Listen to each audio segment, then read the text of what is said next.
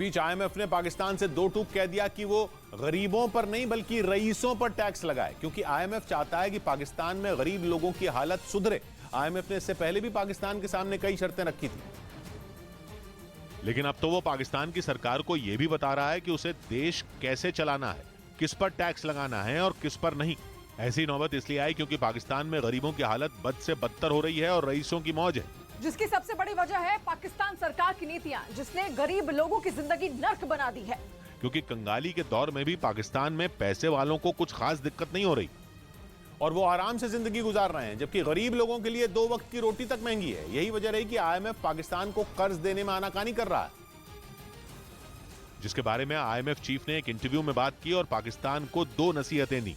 पहली, tax policy में बदलाव, जिसके तहत सार्वजनिक या निजी क्षेत्र में अच्छा पैसा कमाने वालों को अर्थव्यवस्था में योगदान देने की जरूरत है। और दूसरी, गरीबों को सब्सिडी, जिसके जरिए गरीबों को फायदा पहुंचाया जाए। आईएमएफ चीफ ने लगे हाथ ये भी कह डाला कि सब्सिडी का फायदा अमीरों को न दिया जाए। यानी आईएमएफ ने पाकिस्तान की सरकार के मुंह पर जोरदार तमाचा मार दिया और उससे कह दिया कि वो अमीरों की चाकरी करना बंद करे और गरीबों पर ध्यान दे, क्योंकि भ्रष्टाचार के मामले में अव्वल आ चुके पाकिस्तान पर उसे रत्ती भर भरोसा नहीं। आईएमएफ को लग रहा है कि उसकी मदद का फायदा पाकिस्तान के रईसों और नेताओं को मिलेगा और गरीब जनता खाली हाथ रह जाएगी, क्योंकि मौजूदा हालात में पाकिस्तान में गरीब होना सबसे बड़ा गुनाह है।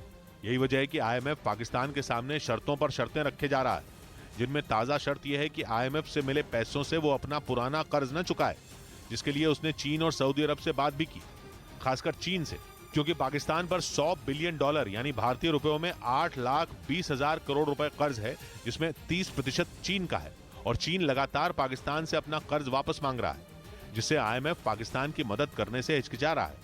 उसे लगता है कि पाकिस्तान आईएमएफ से मिले पैसों से चीन का कर्ज न चुकाने लग जाए, क्योंकि ऐसा होने पर पाकिस्तान की गरीब जनता खाली हाथ रह जाएगी।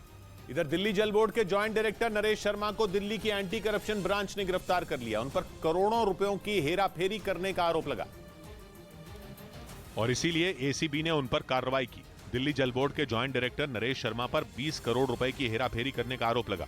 दिल्ली की एंटी करप्शन ब्रांच इस मामले में उनसे पूछताछ कर रही थी, लेकिन अब उन्हें गिरफ्तार कर लिया गया।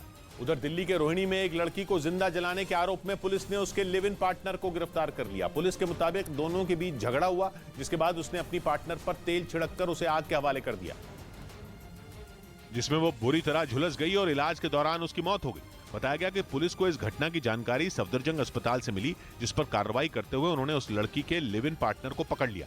इस बीच एलएसी पर अपनी ताकत बढ़ाने के लिए भारत सरकार ने वाइब्रेंट विलेज प्रोग्राम को मंजूरी दे दी। इस प्रोग्राम के तहत बॉर्डर के पास बसे गांवों के बुनियादी ढांचे को मजबूत किया जाएगा, ताकि वक्त पड़ने पर वो सभी गांव चीन से निपटने में अहम भूमिका निभा सकें। सरकार की तरफ से दी गई जानकारी के मुताबिक चीन सीमा के पास भारत के गांवों में बुनियादी ढांचे में सुधार के लिए इस वाइब्रेंट विलेज प्रोग्राम की शुरुआत की गई है। इसमें लद्दाख, हिमाचल प्रदेश, उत्तराखंड, सिक्किम और अरुणाचल प्रदेश के कुल 19 जिलों के करीब 3,000 गांवों में बुनियादी ढांचे को मजबूत किया जाएगा। इसके लिए 4800 करोड़ रुपए का प्रावधान किया गया है। इसके अलावा पर्यटन केंद्र बनाने के साथ साथ दूरदर्शन और शिक्षा संबंधी चैनलों की सीधी सुविधा भी उन गांवों तक पहुंचाई जाएगी।